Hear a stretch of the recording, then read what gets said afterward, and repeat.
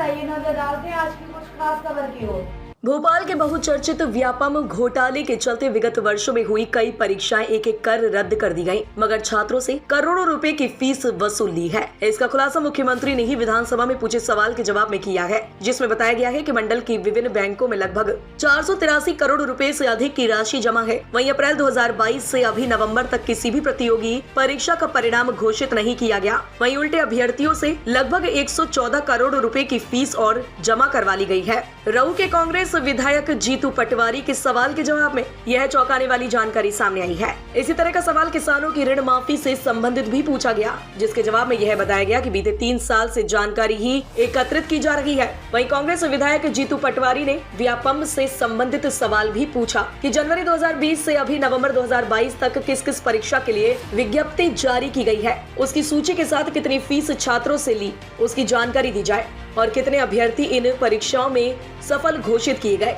इस सवाल के जवाब में मुख्यमंत्री की ओर से जो जवाब दिया गया उसमें बताया गया कि इस वित्त वर्ष में तो एक भी प्रतियोगी परीक्षा का परिणाम घोषित नहीं किया गया। वहीं जनवरी 2020 से अभी तक 113 करोड़ 84 लाख से अधिक की फीस वसूल कर ली गई और दूसरी तरफ मंडल के विभिन्न बैंकों में 483 करोड़ 66 लाख रुपए से अधिक जमा है। कांग्रेस विधायक जीतू पटवारी का कहना है कि जब मंडल के पास इतनी बड़ी राशि पहले से ही जमा है तो हर बार अभ्यर्थियों से मोटी फीस क्यों वसूल की जाती है और बदले में परीक्षा परिणाम भी घोषित नहीं किए गए। ऐसे में इन अभ्यर्थियों को इनकी परीक्षा फीस वापस लौटाई जाना चाहिए। व्यापम द्वारा आयोजित की गई 42 परीक्षा और उनकी जारी की गई विज्ञप्ति की सूची भी विधानसभा में प्रस्तुत की गई है। परवेज भारती की रिपोर्ट।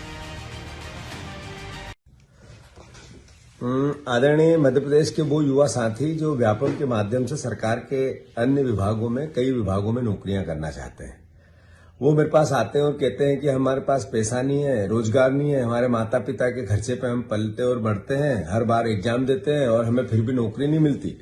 पर एग्जाम का जो फॉर्म भरते हैं उसका भी सरकार बेरोजगारों से पैसा लेती है, तो इसके खिलाफ आप आवाज उठाओ। साथियों, मैंने आपकी भावना को समझा और आप जिस तरीके से बार बार आंदोलित होते हैं, मुख्यमंत्री के, सरकार के, जनप्रतिनिधियों के संज्ञान में ये सब बातें लाते हैं, उस भाव को मैंने विधानसभा में रखा।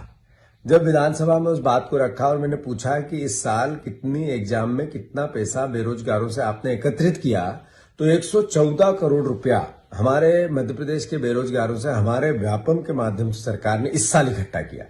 मैंने पूछा ऐसी एग्जाम्स जितनी भी आप लेते हैं उसमें कितनी पैसा आज तक व्यापम में जमा है, सरकार के पास जमा है, तो सरकार ने उत्तर दिया कि 5 अरब रुपया हमारे पास बेरोजगारों का जमा है। मैंने इस पर एक आश्वास की संकल्प लाया और कहा कि इन बेरोजगारों से आप किसी भी प्रकार का अगर कोई व्यय लेते हैं या पैसा लेते हैं तो ये अन्याय है। एक तो रोजगार नहीं है और फिर एग्जाम लेने के पैसे लेते हैं, तो सरकार का क्या काम है। तो साथियों, इसका अशासकीय संकल्प मैंने प्रस्तुत किया है सदन में। मैं आप सबसे अनुरोध करना चाहता हूं, आप चूंकि मुझसे हमेशा ये शिकायत करते थे, मैंने अपना रोल प्ले किया है, पर यह सरकार हठधर्मिता सरकार है। ये सरकार शिवराज की लूट की सरकार है, सुनना नहीं चाहती, समझना नहीं चाहती। लोकतंत्र को ये वीडियो भी इसीलिए मैंने पब्लिक डोमेन में भेजा है कि ये सदन में हम बात नहीं कर सकते, उसकी व्यवस्था नहीं बनाना चाहती। तो साथियों, समझो, जागो और इनकी करनी और कथनी के अंतर को समझो। धन्यवाद। खबरों से जुड़े रहने के लिए हमारे चैनल को सब्सक्राइब करें और बेल आइकन को दबाना ना भूलें, ताकि हर खबर की नोटिफिकेशन आपको मिलती रहे।